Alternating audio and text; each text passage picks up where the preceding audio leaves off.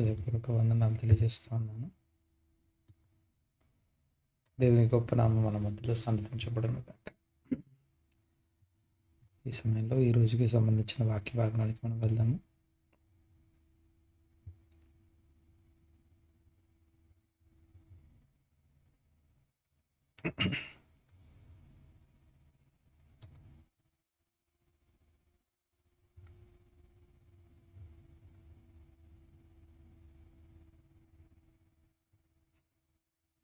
మొదటిసారి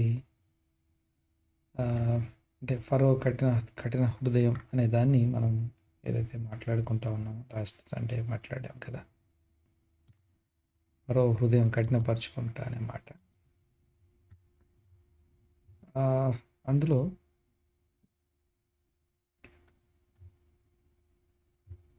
ఎనిమిది మాటలు మాట్లాడాం. 8 మాటలు సండే మాట్లాడుకున్నాం కదా. నా క్వశ్చన్ ఏంటంటే, నెక్స్ట్ ఉన్న తెగుల సమయంలో ఆయన తన హృదయాన్ని మరలా కఠినపరుచుకున్నాడు. ఈరోజు కూడా చదివినటువంటి ఈరోజు భాగంలో కూడా ఈ వారంలో కూడా తన హృదయం కఠినపరచబడ్డట్టుగా చూడొచ్చు.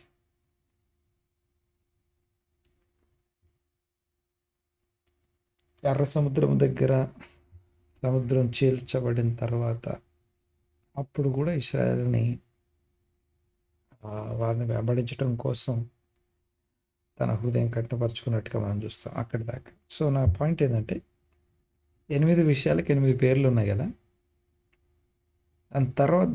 దాని తర్వాత ఉన్న వాటికి మీరు అర్థం చేసుకున్న మీ పేర్లు కావాలి. మీరు ఎలా అర్థం చేసుకున్నారో కావాలి.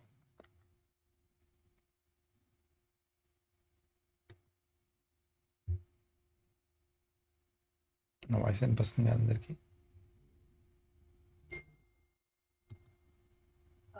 వినబడుతుంది అయ్య గారు? ఎస్, చెప్పండి.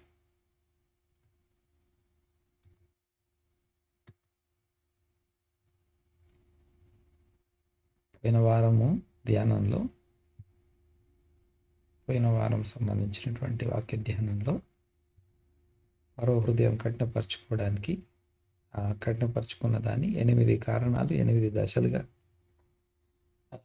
మాట్లాడుకున్నాము. ఆ తర్వాత ఈ వారం కఠినపరుచుకున్న వాటికి మీరు ఎలాంటి టైటిల్స్ ఇస్తారు? మీకేం అర్థమైంది?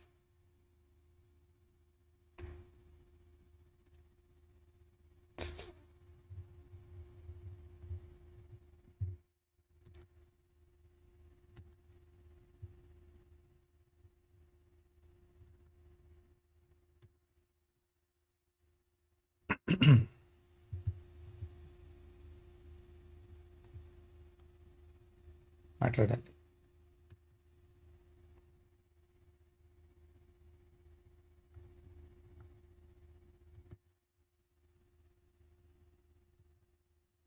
అన్నారు.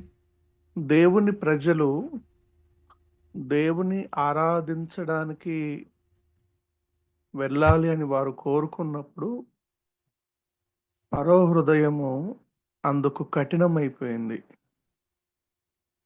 వారిని గాని, వారి పశువులను గాని, వారి భార్య పిల్లల్ని గాని వారిని దూరం వెళ్ళొద్దు అంటూ తన హృదయాన్ని కఠినపరుచుకున్నాడు. మనం కూడా చాలాసార్లు దేవుని ప్రజల ఎడల కానీ, దేవుని ఎడల కూడా అప్పుడప్పుడు దేవుని మందిరం విషయంలో కానీ, దేవునితో సహవాసం చేయడం విషయంలో కానీ మన హృదయాన్ని కఠినపరుచుకుంటున్నామేమో ఫరోలాగా. కొన్ని విషయాలకు రాజీ పడుతూ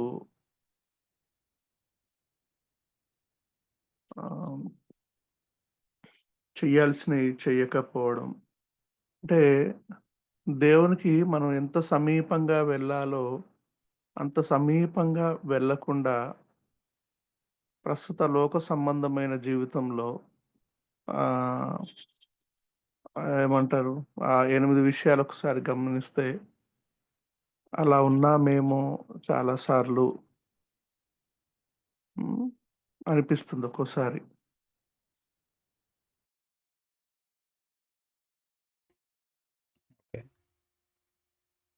నా క్వశ్చన్ ఏంటంటే ఇప్పుడు 8 విషయాలు రాయబడి ఉన్నాయి. 8 విషయాలు లాస్ట్ టైం మాట్లాడుకున్నాం. ఒకసారి 8 రిపీట్ చేస్తూ కంటిన్యూ చేయండి వాటిని. మీరు చెప్పింది కరెక్టే.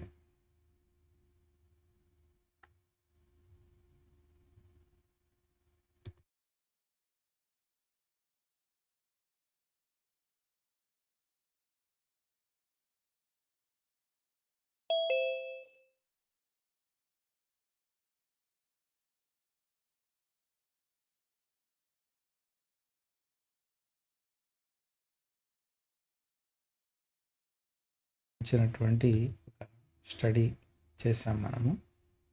దాంట్లో 8 పేర్లు చెప్పండి ఫస్ట్.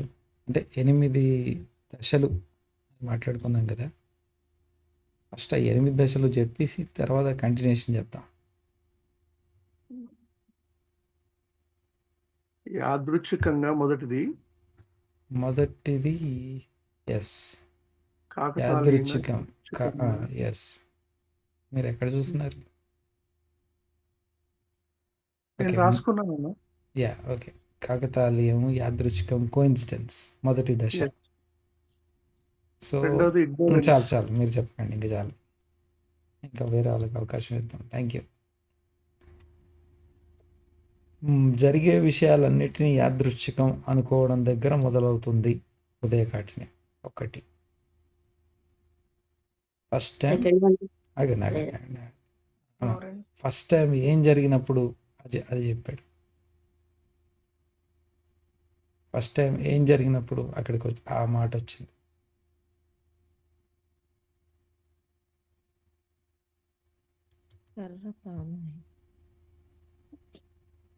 కర్ర పామైనప్పుడు వాళ్ళ మాంత్రికుల కర్రలు కూడా పాములను మింగేసినప్పుడు మోషే కర్ర పాము అయిపోయింది, మా కర్రలు కూడా పాము అయిపోయినాయి, ఇదేముందిలే అన్నట్లుగా ఆయన లైట్ గా తీసుకున్నాడు. సో ఇందులో దేవుని శక్తి, దేవుని గొప్పతనం ఏం కనపడలేదు. యాదృచ్ఛికం అంట, కోఇన్సిడెన్స్ అంట. ఓకే, ఇది మొదటిది. Right, thank you. నెక్స్ట్ ఇప్పుడు చెప్పండి రూపా సిస్టర్. రెండోది ఇగ్నరెన్స్ అండి. ఇగ్నరెన్స్. ఓకే, ఎలా ఇగ్నరెన్స్? ఎందుకు ఇగ్నరెన్స్ వచ్చింది? వాటర్ బ్లడ్ గా ఎస్, వాటర్ బ్లడ్గా మారినప్పుడు ఇగ్నరెన్స్ అనే వర్డ్ని ఎందుకు పెట్టుకోవాల్సి వచ్చింది? ఆ టైటిల్ ఎందుకు వచ్చుకున్నాం అక్కడ?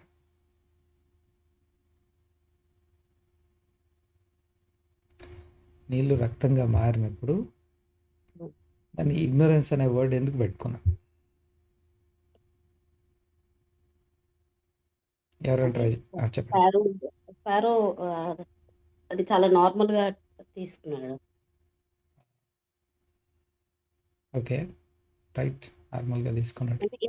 తీసుకుని ఇంటికి వెళ్ళిపోయాడు. Yes, okay. ఏమి పట్టనట్టు ఇంటికి వెళ్ళిపోయాడు. ఏమి పట్టనట్టుగా, ఏమి జరగనట్టుగా, మనస్సున పట్టనట్లుగా. Yes, right, exactly. సో దాన్ని బట్టి ఇగ్నోరెన్స్ అన్న. ఇప్పుడు అంటే నీళ్ళు రక్తంగా మారితే దీన్ని మాంత్రికులు కూడా చేశారు. నీళ్ళు రక్తంగా వాళ్ళు కూడా చేశారు. తర్వాత దాంతోపాటు అంత నైలు నది రక్తంగా మారడం, వీళ్ళు కూడా రక్తంగా మార్చడం, ఏమీ పట్టనట్టు ఇంటికి వెళ్ళిపోయాడు. ఇగ్నోరెన్స్ అంట, దాటి వెళ్ళిపోయాడు. దేవుని యొక్క శక్తి కార్యాలు మన ఎదుట జరుగుతున్నా వి జస్ట్ దాన్ని వాక్ అవే, అలా వెళ్ళిపోతాం. అది హృదయ కాఠిన్యం యొక్క రెండో దశ, సెకండ్ ఏరియా. అంటే ఇది ఊరికేనే రాయబడలే, ఒక థ్రెడ్ ఉంది. ఒక ప్యాటర్న్ ఉంది, ఒక సిస్టమాటిక్ ఒక స్టడీ, లేకపోతే ఒక మెసేజ్ ఉంది మనకి. ఓకే, సో దీన్ని ఎన్నోసార్లు చదువు ఉంటాం. సో ఎన్నోసార్లు మనం కూడా దాటేసి వెళ్ళి ఉంటాం. ఇందులో ఇలా కఠినపరచడం అంటే కఠినపరచడం అనుకున్నాం, కానీ ప్రతిసారి కఠినపరచడానికి రీజన్ వేరే ఉంది. ఓకే, నెక్స్ట్ 2 3 చెప్పమా దివ్య.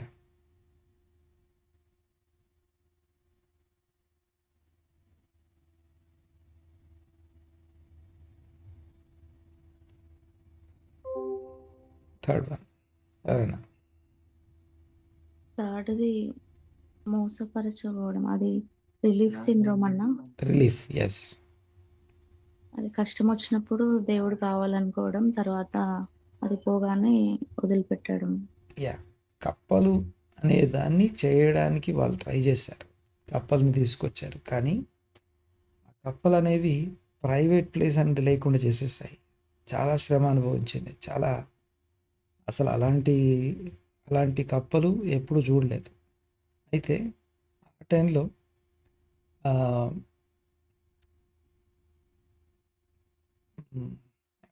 మోషే అహరోనులను పిలిపించాడు ఫస్ట్ టైం. తర్వాత ఇంకోటేంటంటే ఆ టైంలో ఆహ్,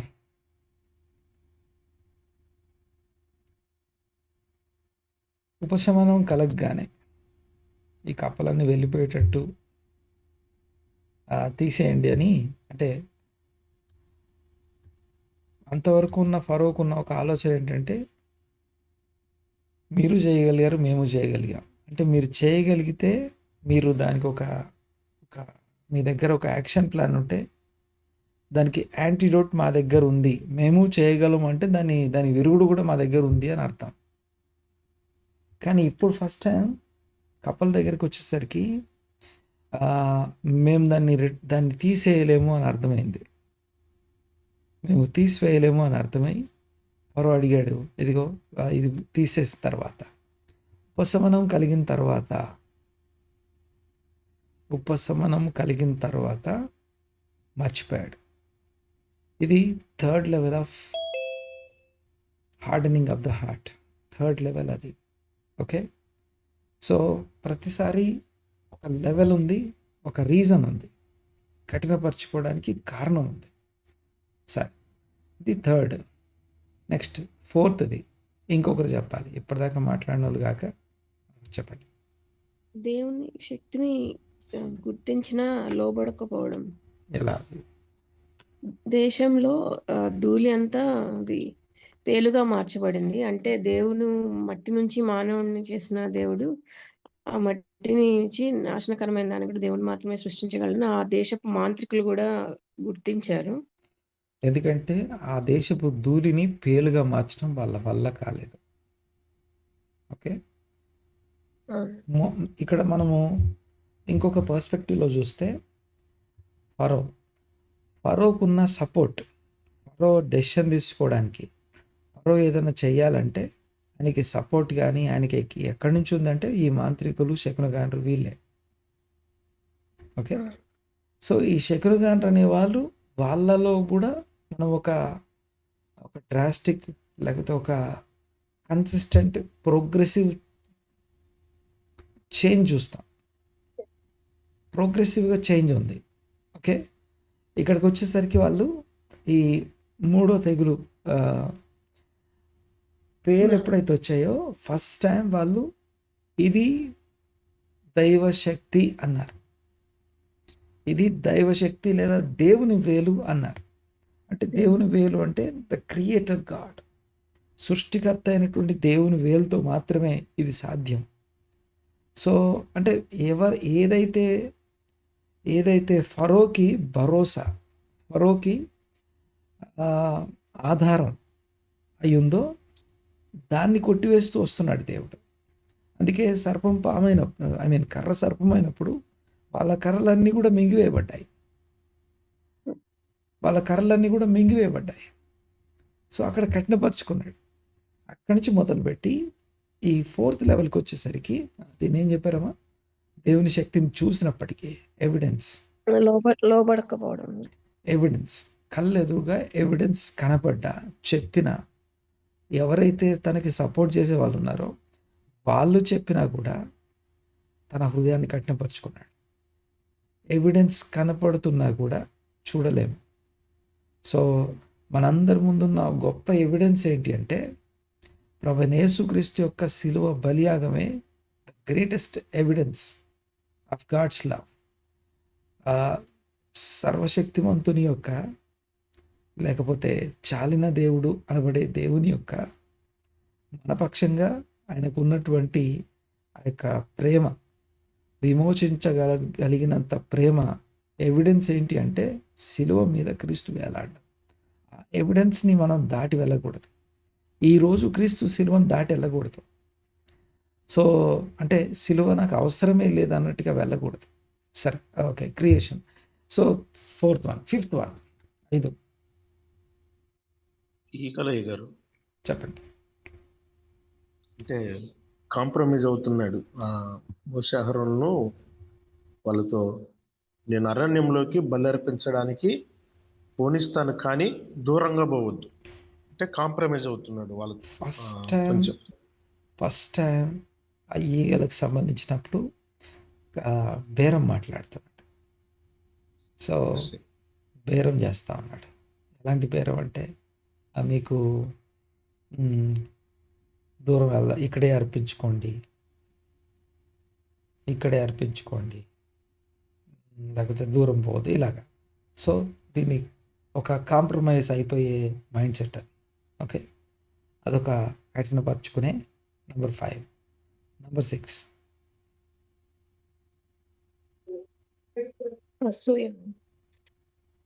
ఎందుకని కాదమ్మా, అనుకుంటా.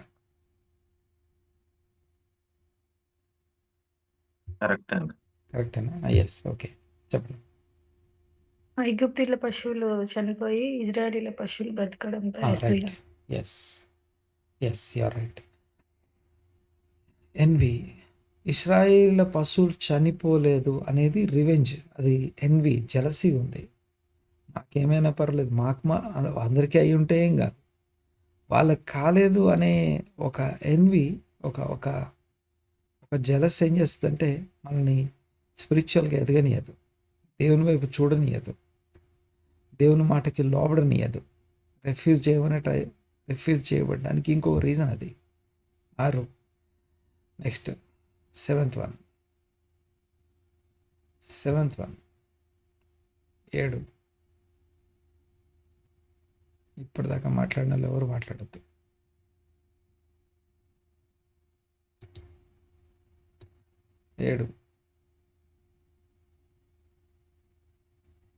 యాక్చువల్గా ఈ 8 అయిపోయి 8 ఎన్ని తెగుళ్ళ వరకు వచ్చింది ఇది? 8 కఠినపరచుకోవడాలు ఎన్ని తెగుళ్ళు అయ్యాయి అప్పటికి?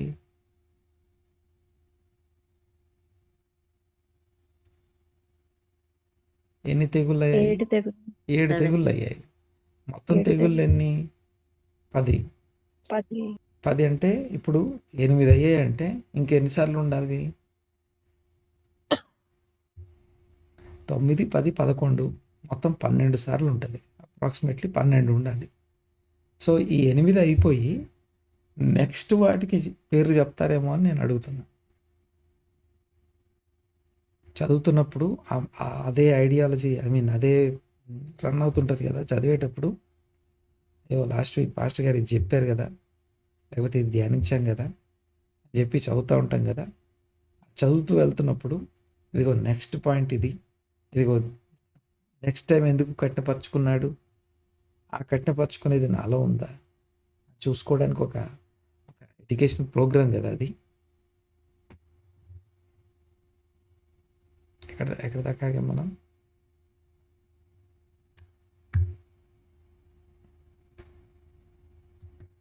ఎన్వి తర్వాత అంటే 6 అయిపోయాయి. 7వది ఎవరు చెప్తారు? రెసిస్టెన్స్ అయ్యా, న్యాయపు తీర్పు వారికి, అంటే అవన్నీ ఏమంటారు, ఆ గడ్డలైనప్పుడు వాళ్ళు వాటిని తట్టుకోగలిగినారు. ఆ గడ్డలు ఎందుకు అయ్యాయి? న్యాయపు తీర్పు వాళ్ళ మీదకి వచ్చినా కూడా ఆ గడ్డలు ఎందుకు అయ్యాయి?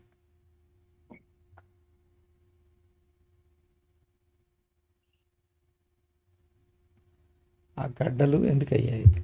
సో దాని గురించి దీన్ని జ్యుడిషియరీ అంటాం. జ్యుడిషియరీ అంటే తీర్పు దశ. 7వది తీర్పు దశ అంటాం. ఫస్ట్ టైం దీని గురించి కొంచెం చెప్పేసి ముగిస్తాను, చూడండి ఒకసారి. తీర్పు దశ అంటే మీకు రోమాపత్రిక 1:24, 26, 28. రోమపత్రిక 1:24, 26, 28. కాబట్టి దేవుడు వారిని అప్పగించను అంటది. ఫరో హృదయాన్ని దేవుడు కఠినపరిచాడు అని ఉంటుంది. దేవుడు కఠినపరచడం అనే మాటకి 3 రెఫరెన్సెస్ చెప్తాను. దేవుడు ఫరో హృదయం కఠినపరిచాడు అనే దానికి 3 రెఫరెన్సెస్ చెప్తాను. రెఫరెన్స్ నెంబర్ 1 రోమపత్రిక 1:24, 26, 28. ఈ మూడిట్లో కామన్ పాయింట్ ఏంటంటే కాబట్టి దేవుడు వారిని అప్పగించాడు. నెంబర్ 2 2వ తెస్సలోనిక పత్రిక 2:11. 2వ తెస్సలోనిక పత్రిక 2:11. 2వ తెస్సలోనిక పత్రిక 2:11. అక్కడ ఏమని రాస్తుందంటే వారు సత్యమును ప్రేమించలేదు గనుక దేవుడు వారిని మోసపు శక్తికి అప్పగించాను. దేవుడు కఠినపరచడం అంటే ఫరో యొక్క ఫ్రీ విల్కి అప్పగించేశాడు. మళ్ళీ చెప్తాను ఇంకో కొంచెం. 3వ రెఫరెన్స్ చెప్తాను. హెబ్రీలకు రాసిన పత్రిక 3:13. హెబ్రీ పత్రిక 3:13. పాపపు మోసము చేత ఎవడును కఠినపడకుండాట్లు.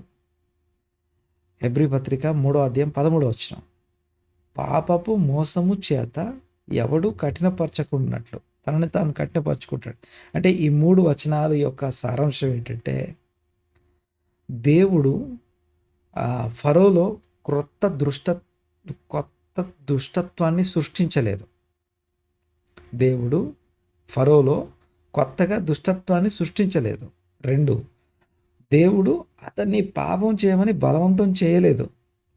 3 దేవుడు ఫరో ఎన్నుకున్న మార్గానికే అతన్ని అప్పగించేశాడు. ఓకే, 6 దశలు అయిపోయాయి. 7వ దశకు వచ్చేసరికి తీర్పు దశ అంటాం. అంటే ఆ దద్దుర్లు ఎందుకు వచ్చాయంటే ఆ దద్దుర్లు ఎక్కడి నుంచి వచ్చాయంటే ఇశ్రాయేల్ యొక్క ఫోర్స్డ్ లేబర్, వారి యొక్క ఆ యొక్క ఏమంటామంటే బలవంతపు బానిసత్వం ఏదైతుందో, బలాత్కారపు బానిసత్వం ఏదైతుందో ఆ ఇటుకలు కాల్చే క్రమంలో వాళ్ళని వాళ్ళు కాల్చేసుకున్నారు. ఆ కాల్చబడినప్పుడు వారు అనుభవించిన నొప్పి వీరి శరీరం మీద ఉన్నటువంటి పొక్కులుగా మారింది. ఆ బూడిద వీరి శరీరం మీద పొక్కులు లేకపోతే ఆ దద్దుర్లుగా మారింది.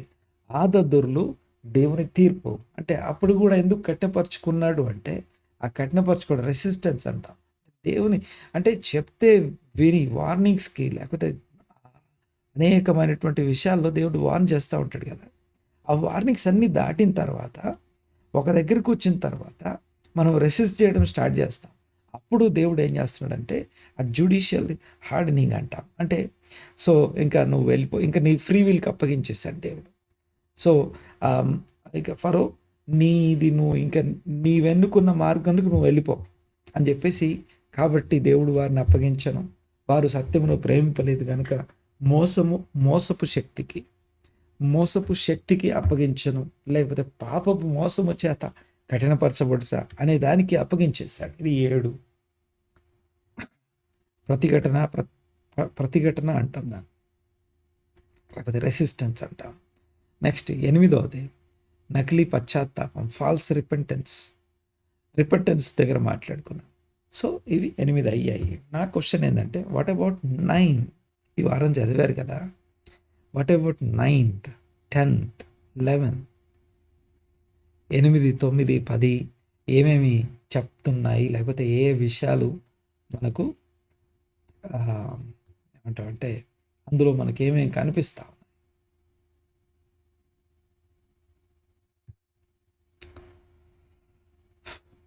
కనీసం రెఫరెన్స్ అయినా చూసారా? ఒక్కొక్క దానికి రెఫరెన్స్ ఉంది కదా.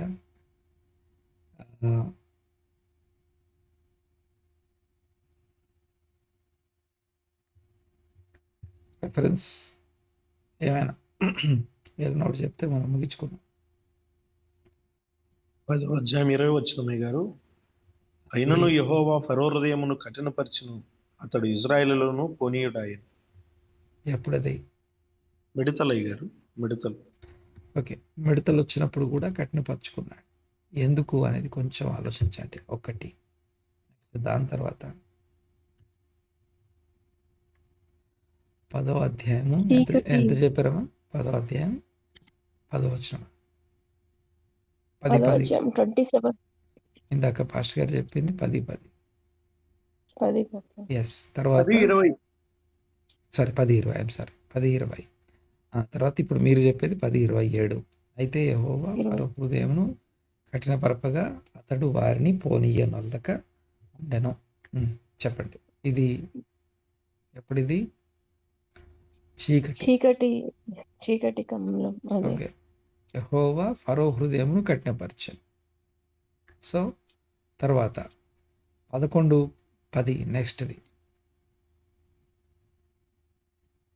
ఓకే. 11:10 కూడా ఈ వారంలో ఉంది కదా. 11:10. ఈ సో వారంలో ఎస్. ఇవి ఇప్పటి వరకు ఈ 11:10 వరకు ఎన్ని అవుతాయి అంటే 11 అవుతాయి.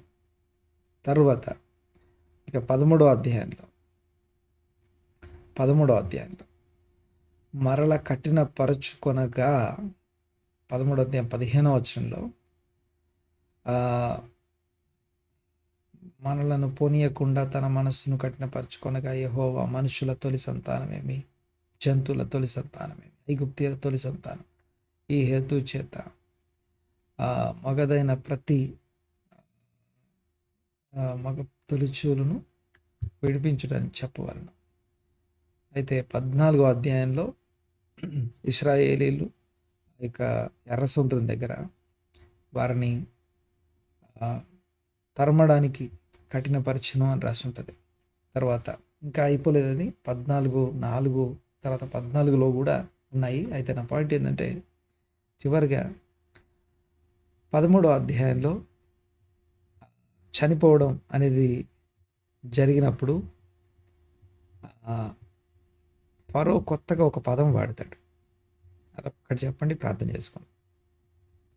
ఫరో కొత్తగా ఇది ఈ తొలిచూలు మరణం జరుగుతున్నప్పుడు ఫస్ట్ టైం ఒక పదం వాడతాడు.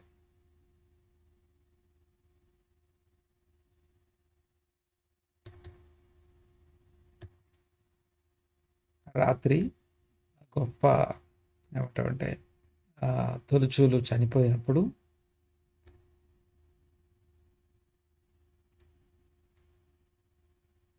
మీరు ఇజ్రాయెల్ లేచిన యుద్ధ నుండి వెళ్ళండి అని. తర్వాత అందులో ఒక పదం వాడతాడు, కొత్తగా ఉంటుంది అది. బలిని చేత రైట్ రైట్ రైట్ రైట్ నన్ను దీవించండి అనే పదం. నన్ను దీవించండి అనే పదం. ఇప్పటిదాకా నా కోసం వేడుకొనుడి, నా కోసం ప్రార్థన చేయండి అన్న దగ్గర నుంచి నన్ను దీవించండి. ఒక్కసారి యూనో ఇప్పుడు నా కోసం ప్రార్థన చేయండి అని అడగడం వేరు, నన్ను దీవించగలిగిన వాళ్ళు మీరే అనడం వేరు. అప్పుడిప్పుడు ఒక క్వశ్చన్ అడిగాను, ఒక సేవకుడు ఏం చేయగలడు, సేవకుడు మాత్రమే ఏం చేయగలడు అనేది. వాక్యం అందరూ చెప్తారు, పాటలు అందరూ పాడతారు, సేవ అందరూ చేస్తారు, స్వార్థ అందరూ చేస్తారు. కానీ ఒక్క సేవకుడు మాత్రమే, యాజకుడు మాత్రమే చేయగలిగే పని ఒకటి ఉంది. అదేంటో తెలుసా? ఆశీర్వదించడం, దీవించటం, బ్లెస్ చేయడం, బెనడిక్షన్ అంటాం. ఈ బెనడిక్షన్ అందరు చేసేది కాదు. ఇది మిగతా పనులు అందరూ అన్నీ చేయొచ్చు కాక, నిలబడి అందరు వాక్యం చెప్పొచ్చు కాక, కానీ బెనడిక్షన్ యాజకుడు మాత్రమే చేసే పని. యెహోవా ముఖ కాంతి మీ మీద ఉదయించునుగా కానీ చేతులెత్తి ఆశీర్వదించట అది యాజకులకు మాత్రమే ఇవ్వబడింది. అది ఫస్ట్ టైం తొలిచూలు మరణం తర్వాత ఫరో అంటాడు, నన్ను దీవించండి అనే పదం. రైట్. అది ఒక్కొక్కటి థింక్ చేయండి, మెడిటేట్ చేయండి. ఇంకొక రోజు మనకి సమయం ఉంది కదా, రేపటి వరకు ఉంది కాబట్టి ఆలోచించండి, కూర్చొని ప్రార్థన చేసుకున్నాం. ఇప్పటికీ పరమ తండ్రి, మహోన్నతుడా, కృపగల దేవ, ఇంతవరకు కాచి కాపాడి భద్రపరిచిన విధానం బట్టి మీకు వందనాలు. విన్న వాక్యం మా వ్యక్తిగత జీవితాలకు, మా ఆత్మీయ జీవితాలకు, మా కుటుంబాలకు, మా సంఘాలకు దీవెనకరంగా, ఆశీర్వాదకరంగా ఇంతవరకు మార్చినందుకు మీకు వందనాలు. ఏకీభవించి ఇదిగో ఈ ప్రవాహంలో, ఈ యొక్క ఫ్లోలో కంటిన్యూ అవుతున్న ప్రతి సహోదరుడు, ప్రతి సహోదరి, ప్రతి కుటుంబాన్ని మీ సన్నిధిలో ఎత్తిపడుతున్నాం. దీవించి ఆశీర్వదించి స్థిరపరచండి. వారి వ్యక్తిగత ఆత్మీయ జీవితాల్లో గొప్ప మార్పు కోసం ఇదిగో నా కృప, మీ చిత్తం వారిలో నెరవేర్చబడడం కోసం ప్రార్థిస్తున్నాను. మీ చిత్తం జరిగించిన వారిని మీరు ఎలా దీవిస్తారు, వారు మీ కాపరిత్వాన్ని ఎంత ఘనముగా గొప్పగా అనుభవిస్తారు, ఏ దీవెనలు ఆశీర్వాదాలు ఇదిగో క్రీస్తు యేసునందు వాగ్దానాలు ఆశీర్వాదాలు అవును ఆమెన్ అన్నట్టుగా ఉన్న అవన్నీ ఎవరు పొందుకుంటారో ఇదిగో ఆ స్థలంలో మీ బిడ్డలందరినీ నిలబెట్టమని ప్రార్థన చేస్తున్నాను. బలము, శక్తి, ఆరోగ్యము, నెమ్మది, సమాధానం దయచేయండి. ఇదిగో ప్రతి యొక్క చంచలత్వము వాటన్నిటిని అధిగమించడానికి, మాంసపు గుండె యొక్క అర్థం గ్రహించడానికి ప్రతి వ్యక్తికి, ప్రతి కుమారునికి సహాయం దయచేయండి. వందనాలు, స్తోత్రం చెల్లిస్తున్నాం నాయన. ఇవి కేవలం ఇన్ఫర్మేషన్ కోసం మాత్రమే కాక ఇదిగో మా వ్యక్తిగత జీవితాలకు ఇవి అన్వయించుకోవడానికి ప్రతి వ్యక్తికి సహాయం దయచేయమని ప్రార్థిస్తున్నాం. దానివల్ల రావాల్సిన దీవెనలు, ఆశీర్వాదాలు, మేలుల చేత ఒక్కొక్కరిని దర్శించమని ప్రార్థిస్తున్నాం. అలాగే ప్రత్యేకంగా ఈ దినపు కృపను ఇదిగో విస్తరింపచేయండి. వారి యొక్క ఈ దినపు వారి ప్రార్థన సమయాలను ఇదిగో మీతో గడిపే సమయాలను దీవెనకరంగా, ఆశీర్వాదకరంగా మార్చమని ప్రార్థిస్తున్నాం. వందనాలు, స్తోత్రనైనా మీకు సన్నిధిలో ప్రతి బిడ్డను ఎత్తిపడుతున్నాం. ఎవరెవరు ఏ అవసరంలో అక్కరలో ఉన్నారో అన్నిటినీ అధిగమించడానికి కృప దయచేయండి. అన్నిటిలో అత్యధికమైన విజయం దయచేయండి. వందనాలు, స్తోత్రం చెల్లిస్తున్నాం. అన్నిటిలో ఉన్నటువంటి ఇదిగో కోయిన్సిడెన్స్ని దాటి మీ యొక్క చిత్తాన్ని గ్రహించుటకు కృప దయచేయమని ప్రార్థిస్తున్నాం. వందనాలు, స్తోత్రనైనా అలాగే ప్రత్యేకంగా విజ్ఞాపన చేస్తా ఉన్నాం, ప్రార్థన చేస్తా ఉన్నాం. ఈ సహవాసాన్ని ఆశీర్వదించండి. ప్రతి ఉదయకాలం జరిగే ఈ సహవాసం అనేకులకు దీవెనకరంగా, ఆశీర్వాదకరంగా మార్చబడను గాక. ఎవరు విడవబడకుండా ఇదిగో మోషే అన్నట్టుగా ఒక్క డెక్కయు విడవబడదన్న మాటను బట్టి సభలో ప్రార్థన చేస్తున్నాం తండ్రి. వందనాలయ్యా. వారి యొక్క సోల్స్ మీ సన్నిధిలో ఇదిగో ఆ వన్నెస్లోకి తీసుకురాబట్ట కృప దయచేయండి. దీవించి ఆశీర్వదించమని వేడుకుంటూ స్తుతించి ఆరాధించి మీ నామాన్ని గొప్ప చేస్తే ఈ ప్రార్థన యేసుక్రీస్తునామమున యెహోవా యాజకులు అనే పేరు ఇదిగో ప్రతి ఒక్కరూ పిలువబట్టకు కృప దయచేయమని ప్రార్థిస్తూ స్తుతించి ఆరాధించి మీ నామాన్ని గొప్ప చేస్తూ ఈ ప్రార్థన అడిగి బ్రతిమాది వినయంతో వేడుకొంచున్నాము తండ్రి. ఆమేన్. మన తండ్రి అయిన దేవుని ప్రేమ, తన కుమారునితో మనకు అనుగ్రహించబడిన కృపా, సమాధానం, పరిశుద్ధాత్మ సహాయము, సహవాసం, సన్నిధి, ఆదరణ, నిబంధన, సాక్ష్యం, అభిషేకం ఏకీవించిన ప్రతి ఒక్కరిని మీద, వారి కుటుంబాల మీద, సంఘముల మీద ఇది మొదలు సదా తోడండి నడిపించును గాక. అందరికీ వందనాలు. షాలోమ్ గారు. అందరికీ షాలోమ్. Praise the lord.